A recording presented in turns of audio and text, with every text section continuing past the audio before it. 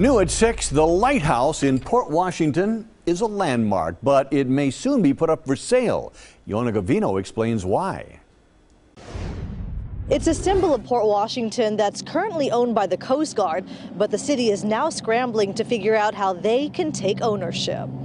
This historic lighthouse inspires Jim and Barbara Herman. They've lived in Port Washington for 40 years. It's just a part of Port Washington, and when we walk, we always look at that every morning, so it's wonderful. Mayor Tom Malata says the Coast Guard can't maintain it anymore. They're planning on selling it off early next year. The city is putting together a plan of action to acquire it. It's instrumental in terms of our tourism efforts, and it's an Art Deco structure, one of only 2 on the Great Lakes. Taking pictures of the iconic lighthouse is part of the tourist experience here in Port Washington. It's a treasured spot for locals, too.